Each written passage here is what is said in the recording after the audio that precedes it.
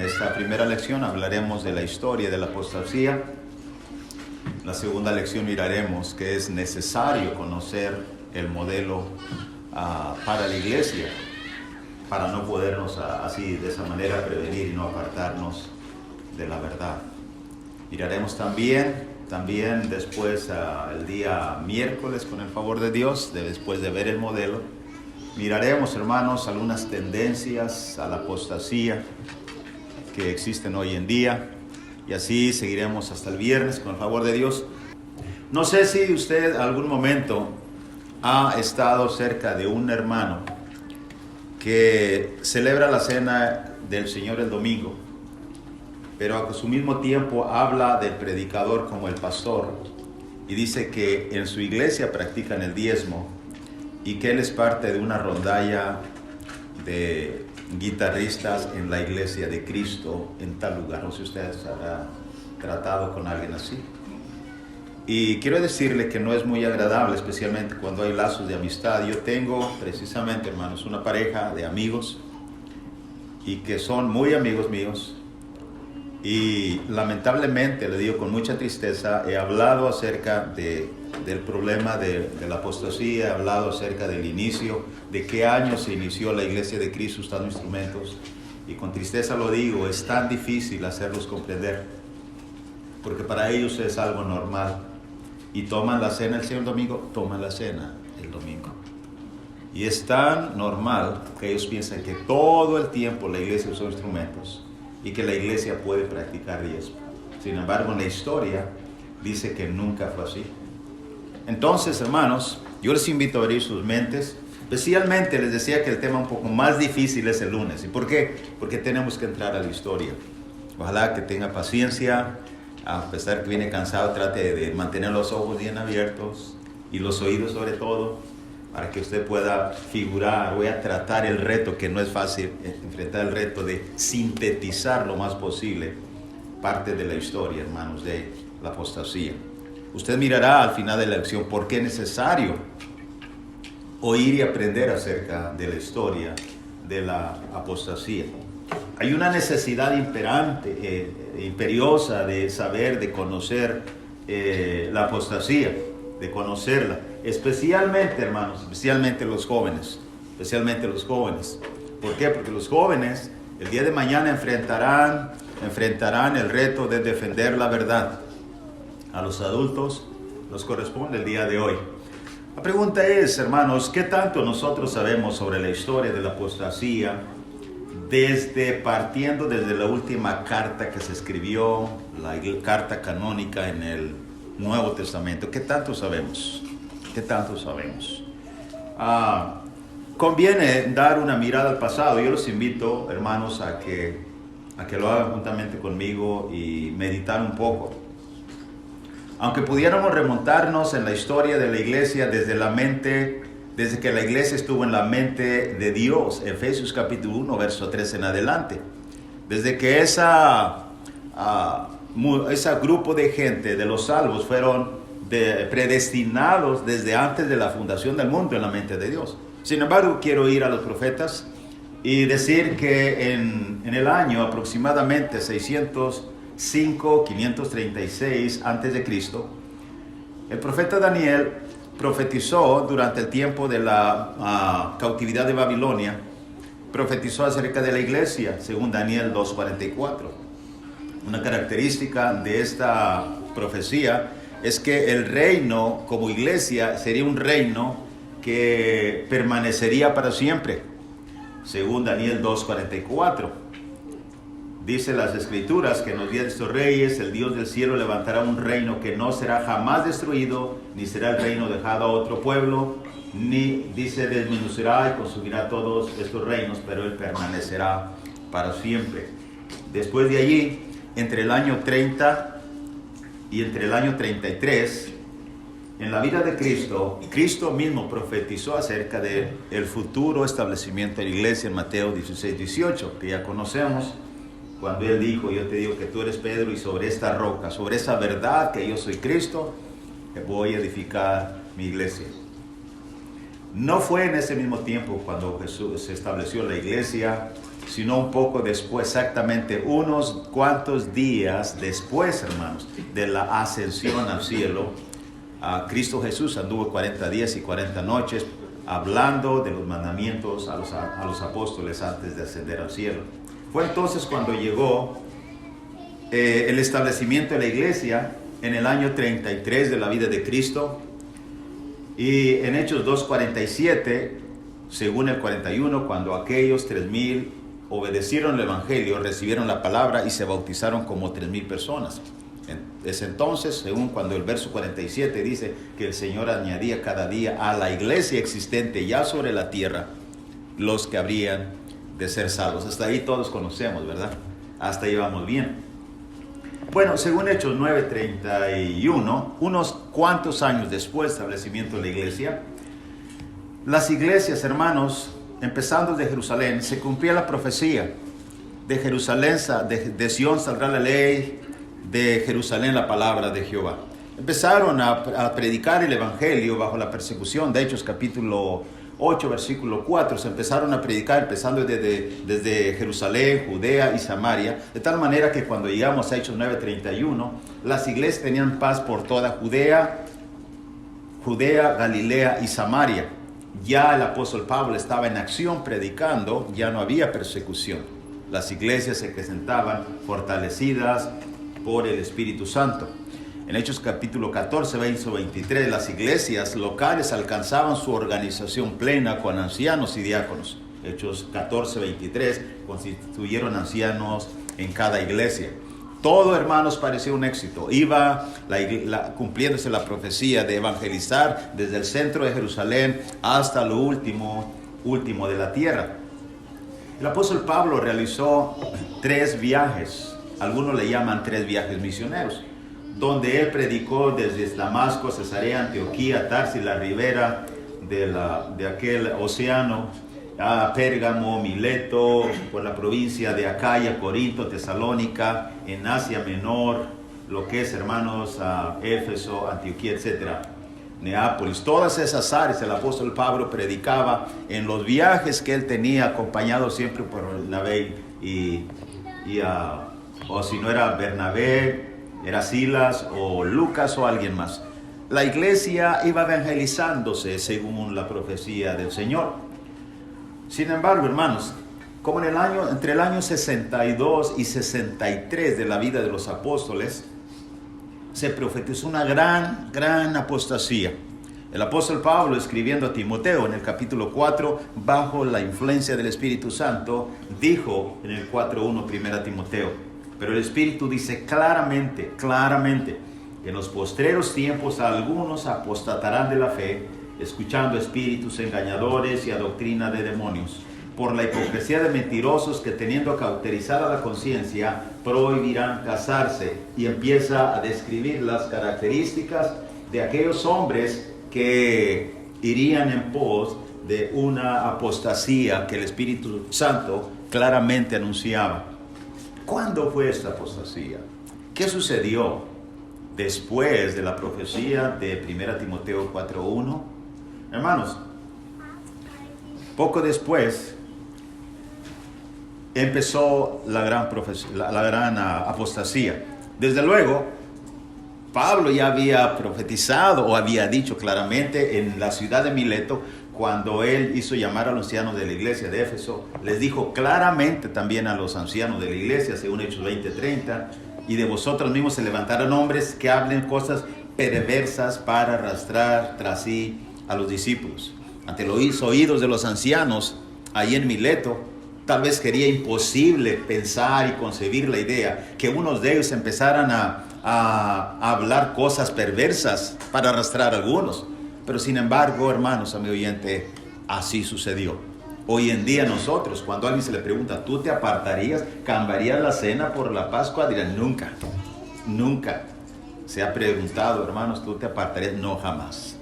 Sin embargo, hermanos, amigo oyente, conviene poner atención a la advertencia de Dios. Claro, desde luego, debo decir que antes de la apostasía, hubo persecución que la Biblia, la palabra de Dios, ya no registró. Sin embargo, Los escritos antiguos del primer siglo datan y relatan claramente, hermanos, persecución de cristianos desde el punto gobierno romano bajo los emperadores. Y básicamente fueron, hermanos, desde el año 64 aproximadamente hasta el año 311 después de Cristo.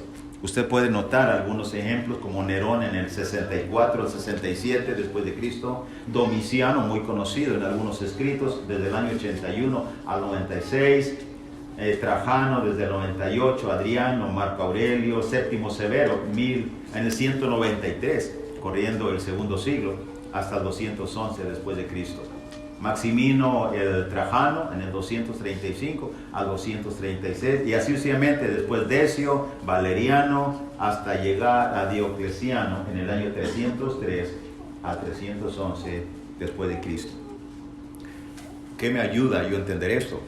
Hermanos, que aún no llega la apostasía, pero hay persecución. Y quiero decir esto, cuando la iglesia es perseguida o bajo presión por circunstancias externas fuera, acabamos de pasar el COVID apenas unos años atrás, y nos sentimos que queremos la protección de Dios y queremos estar todos unidos, ¿correcto?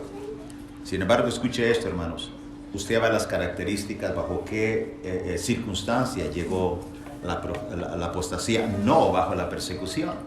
Mire esto a continuación. La apostasía realmente empezó, hermanos, en el año 313 después de Cristo con una sutileza increíble. Sutileza significa, hermanos, que cualquiera puede decir que no la puede percibir, tan sutil que viene. A los cristianos se les concedieron las mismas libertades religiosas. Recuerda un poco atrás.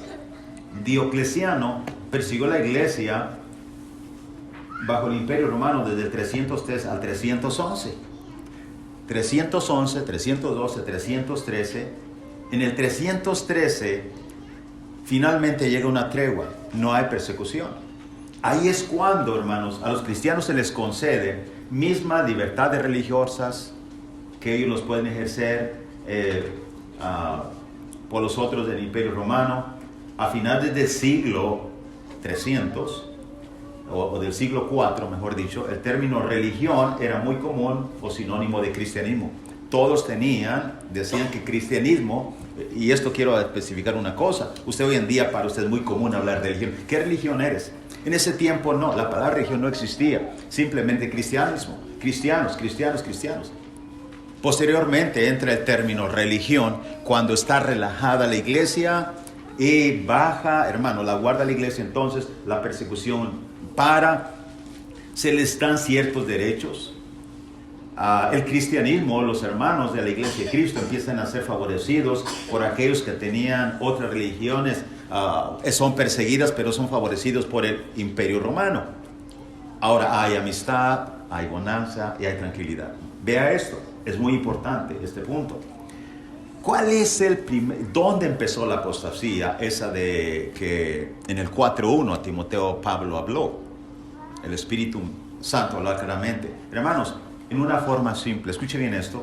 Empezó en una de las iglesias, en alguna de las iglesias locales, entre los ancianos, entre la grey. Empezó en una, básicamente, a hacer la distinción, y generalmente quiero decir enfáticamente, debió haber sido uno, y eso siempre es así. No son dos, son tres, siempre es uno. A alguien se le ocurre en su mente de que en realidad anciano y obispo no es lo mismo. Escuche bien esto, este es el principio sutil. Hoy en día, yo creo que he hablado con Ernest mucho, y siempre hablamos mucho, ya nosotros en nuestro tiempo hemos escuchado más de una vez, ¿sí o no, Ernest?, que alguien tiene el concepto de que anciano y obispo no es lo mismo. Y no solamente de eso, yo he escuchado en las lecciones, no se las pierda, los próximos días, el término predicador y el término evangelista, hoy en día, hermano, está un gran auge entre iglesias locales de que no es lo mismo. No se pierda estas noches. Ahora, parece muy inocente y creo que muchos no estamos preocupados o no están preocupados. Pero sabiendo ahora yo la historia, sé, hermanos, me preocupa grandemente hacia dónde las iglesias van. ¿Por qué? Porque este es el principio de la apostasía de la iglesia del Señor. Anciano y obispo no es lo mismo. Al obispo se le dio un grado mayor y de mayor importancia. Y le quiero ser más específico, aunque bueno, el tiempo apremia, pero ¿cuál es la razón? Ustedes, hermanos, pero en la mente de algunos, ¿por qué surgió la idea de que el obispo es mayor que el anciano? Le explico. Porque generalmente, y de hoy en día, hermanos, y siempre ha existido, entre los ancianos, sean 3, sean 5, sean 6, sean 10, entre los ancianos siempre hay y habrá un anciano con más habilidades de liderazgo, de experiencia o sabiduría o de conocimiento que los demás. Y yo lo vi desde el 90, hermanos, que conocí los ancianos en el estado de Alabama, en el estado de Tennessee y otro estado que se me está olvidando, Indiana. Y lo miré claramente y lo corroboré. Un anciano siempre tiene más liderazgo que otro por su experiencia, su conocimiento y su madurez. Ahora la pregunta, ¿esto es pecado? ¿Está mal? No, hermanos, no. No está mal que un hermano a su derecha tiene 10 años en el evangelio, usted tiene 3 apenas, él tenga más conocimiento. Eso es normal. Pero esto, quiero decirlo, hermanos, originó precisamente que entre los mismos ancianos uno se erigiera sobre los otros y ya hubiera una distinción. Si había distinción en cuanto a habilidades, experiencia, eso se transformó en tener el concepto diferente de obispo y anciano. Ahí empezó.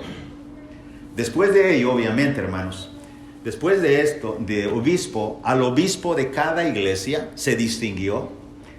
Y después, hermanos, de distinguir al obispo de cada iglesia, finalmente, como había amistad con el gobierno romano, escuche bien, a un obispo de ciertas ciudades que se le llamaba diócesis, a un obispo, solamente uno, lo exaltaron sobre los demás y pasó a tener el título llamado metropolitano. Hermanos, el avance. Y esto no fue en un mes. No fue una semana, fue a través de algunos años, progresivamente, hasta el grado que las cosas parecían normales, que un metropolitano estuviera sobre una diócesis, así verdad eran aproximadamente, si no me equivoco, 5 o 7 diócesis en ese tiempo, ahorita miraré un poco más adelante, más bien 5, la diócesis en Jerusalén, la de Antioquía, el metropolitano que ejercía sobre la diócesis de Alejandría, de Constantinopla y de Roma. Constantinopla, que les decían, ahí está Turquía, la ciudad de Estambul, que ahora es muy conocida por las novelas, ¿verdad? Bueno, ya se conectó. Pondré un mapa un poco más adelante para que usted vea eso. Hermanos, pero eso sucedió así. Y ustedes, hermanos, y ahorita ya serán iglesias católicas. No, eran cristianos. Iglesias de Cristo, seguían practicando la cena sin instrumento, etc. Eso era, pero había esto ya en ese tiempo. Posteriormente, ¿cuál es el paso siguiente? Después, hermanos, ¿sabe usted que empezó a tener ya una correlación lo que era la iglesia con el Estado? De tal manera que el emperador romano empezó a llamar a concilios a los metropolitanos. Y en esos concilios, precisamente, hermanos, que según la historia registra aproximadamente 7 concilios en Asia Menor. Por ejemplo, en el concilio de Nicea en el año 326 después de Cristo, ese es uno. Después otro, Constantinopla, 381, en el año 431 después de Cristo, también en Éfeso, en Calcedonia, también en 451, y Constantinopla, que fueron otras dos reuniones más, o concilios, mejor dicho, en el año 553 y en el 680, finalmente el concilio que hubo en Nicea en el 787, que los que leen saben de qué estoy hablando. Lo que se le llama el acuerdo de Nicea, que en el Espíritu Santo, como que viene de Dios, el único Dios, etcétera, etcétera.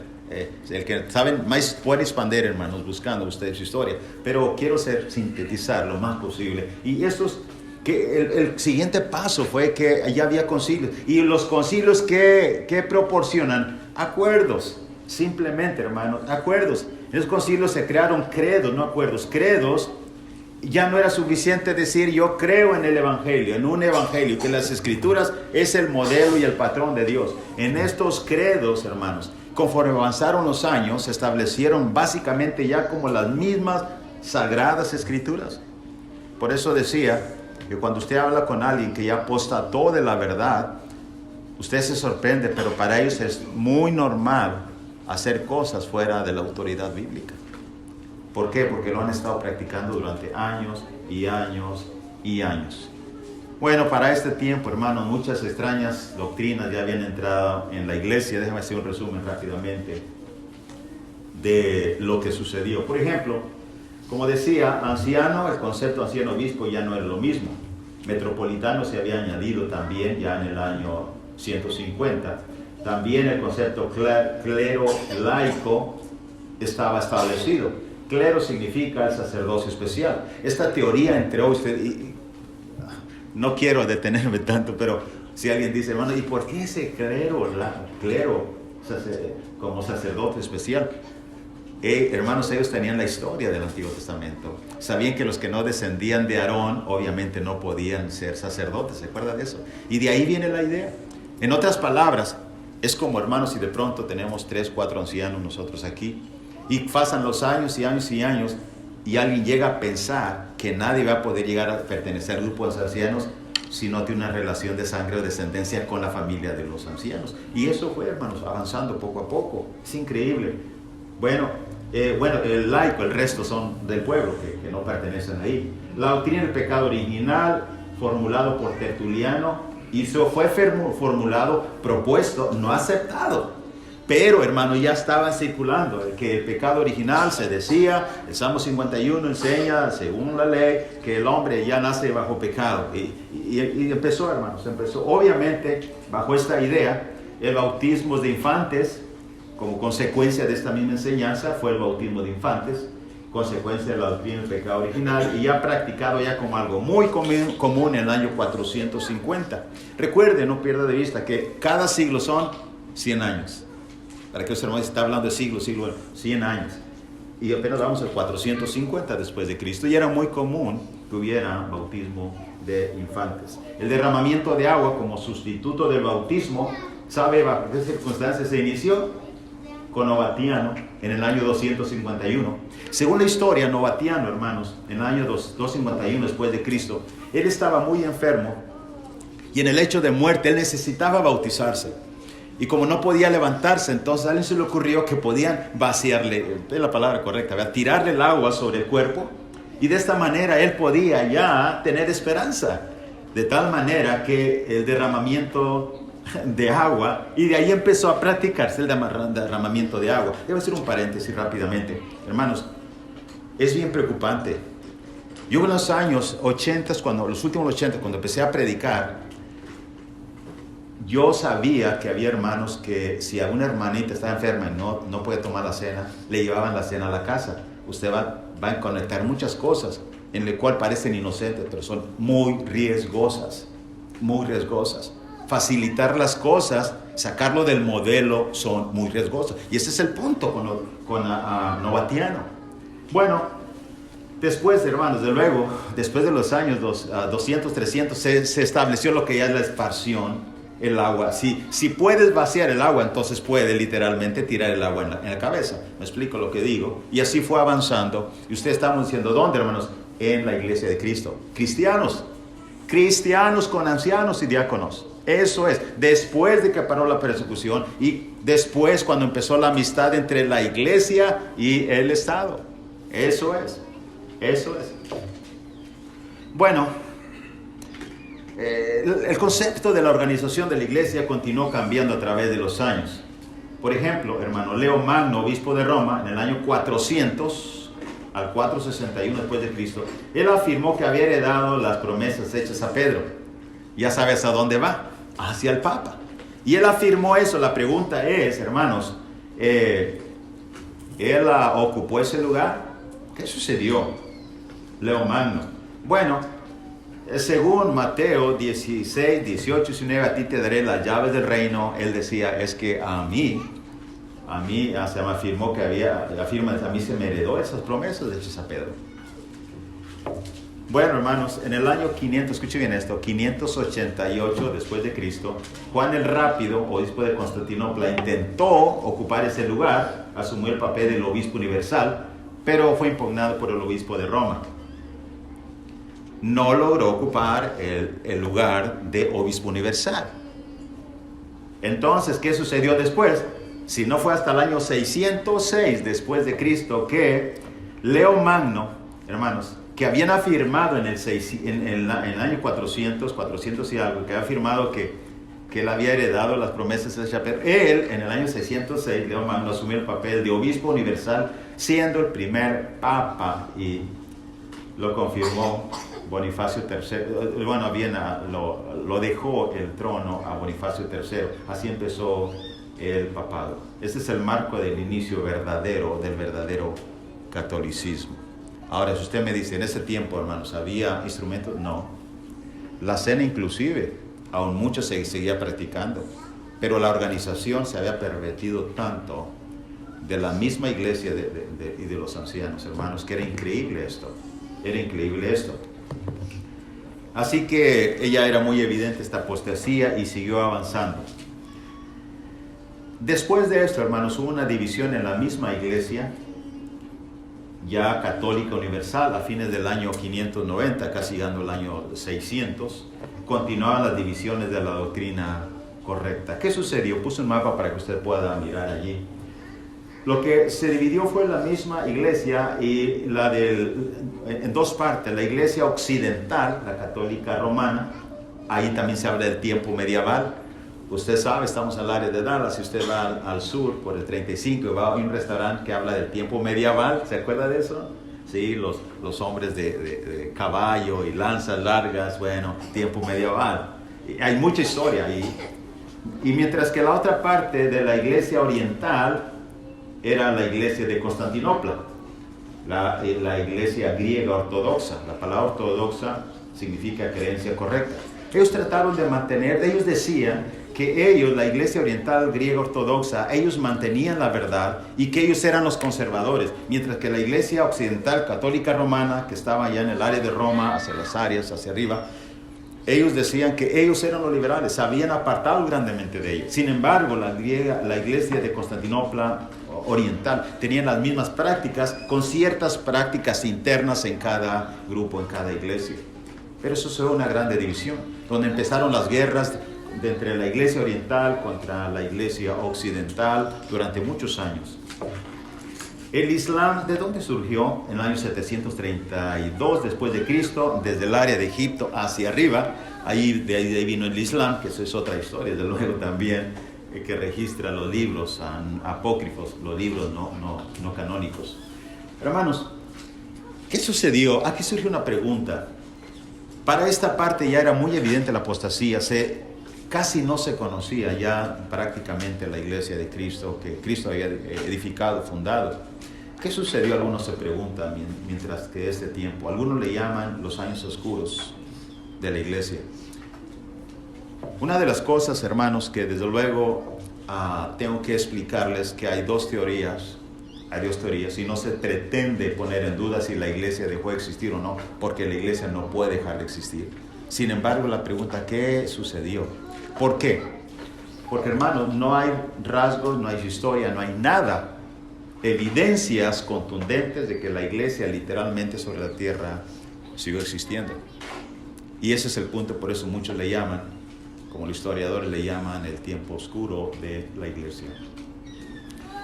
Hay dos teorías. Una de ellas es que la iglesia permanecía sobre la tierra al permanecer su palabra, que es la semilla, y la palabra, hermanos, al permanecer produce cristianos. En lo cual el efecto figurativamente sucedió. Ya en el siglo XIX, la iglesia retoma, 18 y siglo XIX, retoma su formación, especialmente aquí en Estados Unidos, y la iglesia llega a ser la iglesia que ahora nosotros somos parte. Pero la pregunta es, ¿qué sucedió? Unos dicen, no puede dejar de existir, porque la palabra existía. Aunque también afirmo otra cosa, hermanos, los que durmieron en el Señor, el Dios no es Dios de muertos, sino de vivos, recuerda eso. Y eso también hay que tenerlo en la mente. Ahora, hay otra teoría. Se dice que en la historia de Europa eso es simplemente sin evidencia. Pero se dice que la historia de Europa muestra evidencia de grupos pequeños de cristianos que sobrevivieron al ataque en la Edad Media del catolicismo, o el gobierno romano, mejor dicho, pero a causa de la persecución de la iglesia también católica romana, muchos de los escritos de ellos fueron quemados. De ahí que no hay evidencia, solamente se cree, se dice y que realmente había grupos en Europa. Ahora, hermanos, escuchen esto, por favor, no abandone el recorrido de la historia. ¿Por qué? Usted se da cuenta, y al final lo diré nuevamente, quien ignora de la historia está destinado a cumplir nuevamente los mismos errores. Hoy en día, muchos jóvenes no conocen la historia, ni miembros de la iglesia. Es necesario que les comprendamos, que entendamos, sepamos. Y usted va a mirar que es bíblico hablar de la historia. Es bíblico lo que estoy haciendo ahora. Ahora, ¿por qué, hermanos? Daniel 2:44 dice, pero él permanecerá para siempre el reino. Él permanecerá para siempre. Mateo 16:18, las puertas de la no prevalecerán contra ella. En efecto, la iglesia sigue existiendo hasta hoy, pero hay un tiempo oscuro, nadie lo puede negar. ¿Ok? Ahora, hermanos, siguiendo un poquito adelante, el resurgimiento de la iglesia durante el tiempo del movimiento llamado la Reforma vino. Muchas almas de personas clamaban, líderes religiosos, aún ya sacerdotes, obispos de la Iglesia Católica, sentían la necesidad de la verdad. Muchos estaban decepcionados del nuevo sistema arbitrario, económico, social sobre los pueblos. Y muchos clamaban por una reforma, muchos querían la verdad. De ahí que, hermanos, a través de este inicio de personas que querían intentar a la verdad, hubo un tiempo, quiero explicar, que no había Biblia. Y de eso precisamente se encargaron ellos, los líderes religiosos. Que no hubiera Biblia, no había Biblia. De ahí que las personas comúnmente estaban alejados de la Biblia. Hasta que hubo un hombre que realmente se puso valiente y publicó la primera Biblia, sucesivamente varias copias. Pero hermanos, el punto es que muchos hombres aparecen encabezando la historia de estos hombres. Por ejemplo, los dogmas de la iglesia de la apostasía eran considerados como las Sagradas Escrituras. Esto ya era tan común. Abusos económicos, como explicaba, políticos, morales, estaban en orden. Los clamores clamaban por de regresar a la verdad. Hay dos cosas que en la historia estaba leyendo que ayudaron y prepararon a regresar a la verdad. Uno se le llama movimiento humanista en aquel tiempo. Esto tenía que ver, hermanos, con movimientos como hoy en día los derechos, ¿cómo se le llaman? Derechos de humanos, algo así. En ese tiempo hubo un movimiento muy reconocido, el movimiento humanista, como el Renacimiento, descubrimientos de otros continentes, etcétera, que revolucionó esto. El hecho de que hombres se pusieran valientes y empezaran a defender, de volver a la verdad. Francia, por ejemplo, Inglaterra, estaban empezando ya a rebelarse con el sistema católico. Déjenme hablarles un poquito de algunos hombres que tienen mucho renombre en esta historia. Tengan un poquito de paciencia. Uno de ellos se llama John o Juan Wycliffe, que vivió en el año 1320 a 1384. Fue uno de los que levantaron protestas en contra del sistema del gobierno católico. Las protestas de ellos, por ejemplo, de John Wycliffe, eran muy sencillas. Decía que cualquier príncipe eclesiástico que no cumpliera fielmente con su deber debía ser removido de su puesto, porque había, hermanos, arbitrariedades en ese tiempo. También declaraba que el Nuevo Testamento, el obispo, no era diferente al anciano y que el Papa había usurpado un lugar que no le correspondía. Y eso era correcto. Así que en el 1377, Wycliffe organizó un grupo de sacerdotes y salían a predicar de dos en dos. Finalmente fueron muertos algunos de ellos. Juan, por ejemplo, Hus también siguió, a él le mataron después, en el año 1369 a 1415. Él era nativo de Bohemia, educado en la Universidad de Praga. Todos estos hombres eran muy educados. Era cuidadoso estudiando las escrituras y los escritos de Wycliffe. Él defendió muchos debates, muchas veces al leer lo de John Wycliffe, este señor Hus. Pero sin embargo, hermanos, él también finalmente murió. Fue condenado por el concilio, quemado en la estaca en el año 1415. A él lo invitaron a hacer ¿cómo se le dice? Una defensa. Se le había asegurado, el obispo romano le había asegurado que él se iba a asegurar su vida, y ya después cambió de opinión, dijo que en realidad no tenía que cumplir nada de petición delante de un hereje. En ese tiempo a quienes no estaban de acuerdo con ellos se le llamaban herejes. Él definitivamente murió quemado en la estaca, sin que incluir un seguidor, Jerónimo de Praga, la misma suerte en ese mismo tiempo. Y así, hermanos, podía seguir hablando tanto de estos hombres como a quien ha oído acerca de Martín Lutero, nacido en el año 1483 y hasta el 1546, su vida. De la misma manera le irritaba, le lastimaba el hecho de la arbitrariedad de lo que era la Iglesia Católica, y él también levantó propuestas. Él también, hermano Martín Lutero, simplemente era uno de aquellos que decían: volvamos a la Biblia, volvamos a las Sagradas Escrituras. En el camino de la Reforma se puede leer como de John Wycliffe, Hus, Jerónimo de Praga, Erasmo de Rotterdam, Martín Lutero, como explicaba, Juan Calvino, Barton W. Stone. Me llamó mucho la atención este hombre, lo que él hizo junto con el señor Campbell, los últimos ya de la Reforma. El movimiento, hermano, de la restauración principió en Norteamérica. Déjenme explicar una cosa. En el año 1800, déjenme explicar una cosa. Para cuando nosotros ya nos trasladamos, dejamos allá lo que es Asia Menor, Italia, Roma, Europa, dejamos todos esos lugares y nos trasladamos en el año 1800 a Estados Unidos, donde nosotros vivimos. ¿Sabe usted, hermanos, que la restauración empezó en ese tiempo, precisamente aquí, cuando los ingleses vienen a descubrir el Nuevo Mundo? ¿Se acuerda de esa historia de Estados Unidos, el Nuevo Mundo? Los colonizadores. Y escuche bien esto, para ese tiempo, hermanos, para ese tiempo, muchos de estos hermanos que habían abandonado el error, que ahora constituyen la Iglesia Católica, bajo sí muchas prácticas, pero muchos de ellos se levantaron protestando. Bueno, muchos de ellos salieron del sistema. ¿Qué se hicieron, hermanos? Unos se hicieron bautistas, unos se hicieron luteranos, otros se hicieron presbiterianos, etc. Y ellos, algunos, emigraron a Estados Unidos. Otros nacieron en Estados Unidos. Bajo estos hombres e iglesias extrañas a la iglesia del Nuevo Testamento, surgió la iglesia del Nuevo Testamento. ¿Sabía usted eso? Es increíble. Muchas denominaciones europeas fueron trasladadas a Norteamérica durante los 2 siglos de historia colonial, y fue en medio de estas iglesias, no en un terreno fértil como explicaba, hermanos, donde surgió la restauración. En el principio,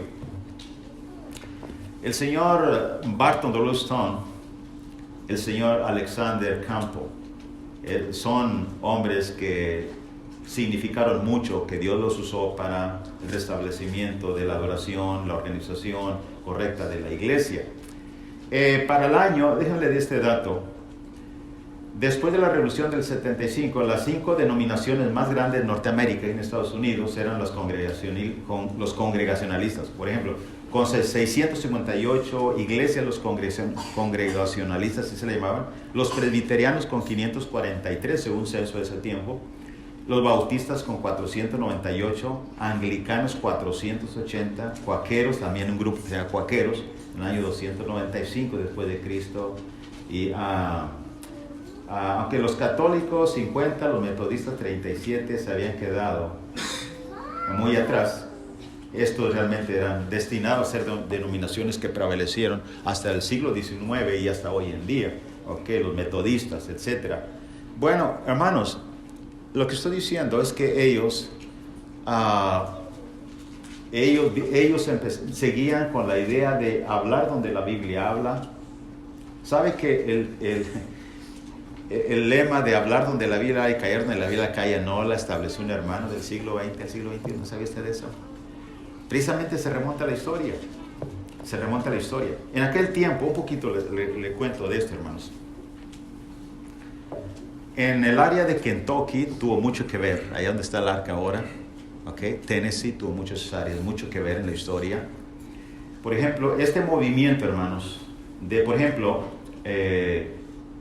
hubo un avivamiento, se le llama. En estos avivamientos, quiero sintetizar, ellos, por ejemplo, se reunían, ellos venían arrastrando en sus raíces el sistema hermético y arbitrario del catolicismo, pero cuando ellos empezaron a buscar de la Biblia, a mirar y leer del Espíritu Santo, habían reuniones donde ellos había avivamientos. Por ejemplo, se reunían ellos sin importar si eran bautistas, metodistas, trabajaban juntos en este tiempo. Se le llamaban inclusive, hermanos, esos avivamientos, reuniones sacramentales en ese tiempo. Y eso fue en 1796. Y aquí empieza un poco de luz. Algunos empezaron a introducir la observancia de la Cena del Señor en ese tiempo, en el norte de nuestro país, en el estado de Kentucky. De tal manera que, déjenme leer esto, el avivamiento se extendió como un fuego en la pradera por todo Kentucky en la primavera y verano de 1801. Alcanzó su clímax en el mes de agosto, cuando miles de personas se reunieron en la iglesia presbiteriana de Cambridge. Ahorita va a ver quién predicaba en Cambridge. Para una campaña al aire libre, sin paralelos del cristianismo norteamericano. Barton Stone, el predicador en ese tiempo de la iglesia de Cambridge, como resultado del avivamiento, Stone abandonó la iglesia presbiteriana e inició su búsqueda del cristianismo, siguió del Nuevo Testamento. El movimiento de James O'Kelly, que es otro movimiento en ese tiempo, fue un granjero de North Carolina. Durante la Revolución se convirtió en un predicador de la iglesia metodista, abandonó la iglesia metodista y formó la nueva iglesia cristiana. James O'Kelly, hermanos, también él decía que la única autoridad era el Nuevo Testamento y que había que volver allí, que si había un hombre que había que usar era cristiano y no cualquier otro. Y todas esas ideas se venían conjuntando diferentes estados, diferentes hombres. Ahí es que se extendió en todos los estados del sur y oeste. Para 1809, la membresía de la iglesia cristiana, según era ya de como de 20,000. Sus creencias básicas incluían, número uno, el nombre cristiano y excluir los demás. El señoría de Cristo como única cabeza de la iglesia también. Y también lo tenía el señor Stone y Cantor. La Biblia como su único credo y regla de fe y práctica. Eso es lo que ellos traían en sus mentes. Eso es lo que ellos traen en sus mentes. Bueno, déjame hacer un poco más, no se van a dormir aquí en esta tarde. El señor Stone, antes de terminar el 1804, la iglesia en Cambridge decidió usar todo el nombre cristianos. Esa es trascendencia. Las iglesias que se identificaban con Stone eran comúnmente llamadas iglesias cristianas, de luego.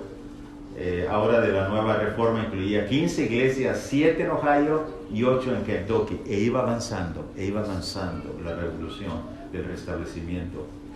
La inmersión, ellos hermanos, la mayoría, todos, de hecho, rehusaban la inmersión. La inmersión. Aunque ya muchos eran presbiterianos, bautistas, renunciaban porque ellos tenían la idea anterior. Pero, hermanos, cada uno fue adoptando la idea de que en la Biblia hablaba de inmersión. Escuche bien esto. Se dice que aun cuando no se había constituido una base para la comunión, Stone escribió así en 1826. Son escritos que quedaron, usted los puede leer. Él describió una ocasión en el año 1826 diciendo: no hay uno entre 500 de nosotros que no haya sido sumergido. ¿Y por qué? Porque no era común. No era común. Thomas Camper, otro hombre, había sido un fiel ministro de iglesia presbiteriana, separatista en Irlanda antes de emigrar a los Estados Unidos. Es uno de los que vino a Estados Unidos en 1807. Fue muy conocido como un buen predicador en Washington, en Pensilvania, y aunque muy pronto abandonó también a los presbiterianos, escuche bien, por quebrar algunas de sus normas. Les platico acerca de uno de estos. Lo que pasa es que Campbell estaba con los presbiterianos y llegó a un área y empezó a predicar en los alrededores lejanos de esa ciudad e invitaba a todos a venir a la comunión.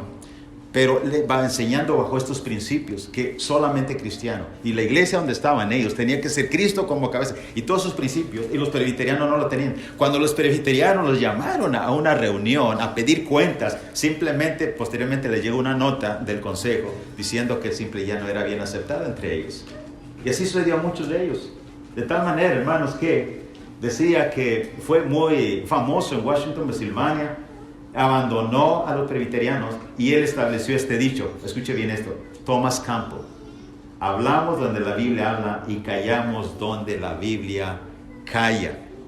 Es increíble la historia de este hombre. Tiene un hijo llamado Alejandro. Cuando en Escocia, antes de venir a Estados Unidos, por algún causa de naufragio, su hijo se quedó, conoció a unos escoceses. Los escoceses ya estaban también proclamando que había que volver al Nuevo Testamento. Ya hablaban también de la inmersión, de la Santa Cena, hermanos, de los ancianos y diáconos.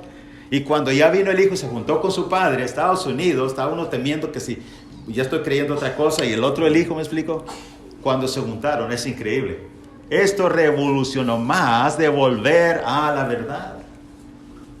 Oh, yo me emociono cuando veo esto. Y hermanos, déjenle leer esto. Para 1807 se habían convencido de que las iglesias del Nuevo Testamento no rociaban infantes y que practicaban la inmersión. Los aldanes, que estaba hablando Cemento de Escocia, establecieron muchas iglesias en Escocia, Inglaterra, Irlanda, y en Norteamérica las iglesias de Cristo ya abandonaron el nombre de iglesia cristiana y ahora viene el nombre de iglesia de Cristo. Fueron iniciadas con raíces que se remontaban al movimiento de ellos allá en Escocia, y ellos influyeron en el hijo de Campbell, que les estoy hablando en ese momento. Bueno, hermano, tengo que ir parando, pero miren, tantas cosas. Cuando llegó el momento, hermanos, donde aquí en Estados Unidos la iglesia llegó a tener sus ancianos diáconos y fue totalmente independiente. Quiero decir, por último, el señor Campbell, él mismo después convocó para hacer una asociación y evangelizar parte de Estados Unidos. Sin embargo, algunos que se habían adherido a su movimiento refutaron y dijeron: no nos sentimos como, sentimos que estamos volviendo al sistema antiguo, señor Campbell, y no estamos de acuerdo. Es increíble. Hermanos, pudiera seguir hablando, pero yo tengo que parar ahora.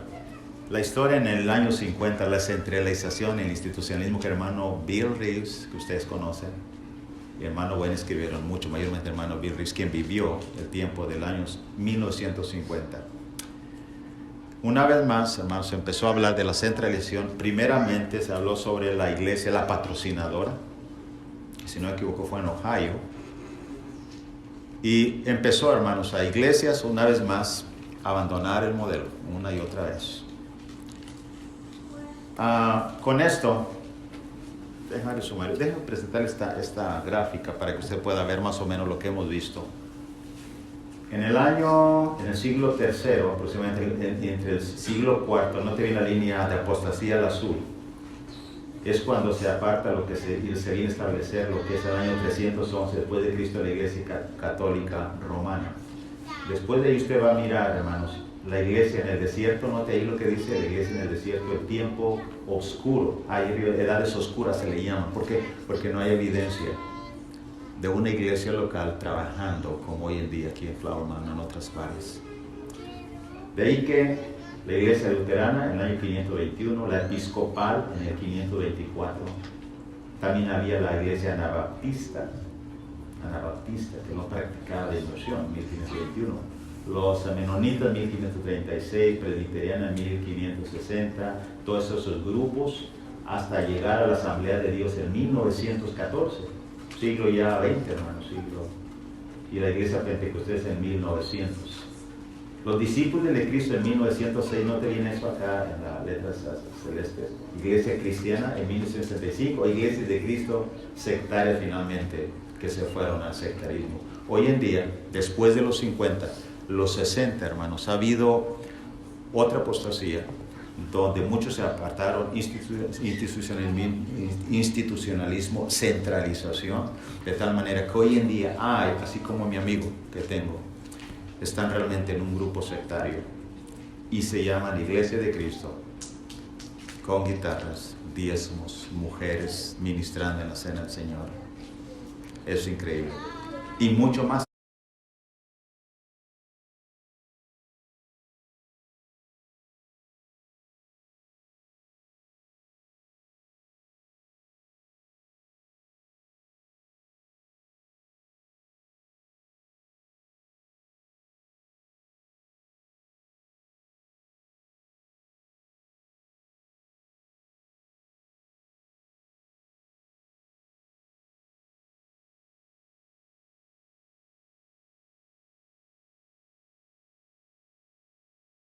Se imagina.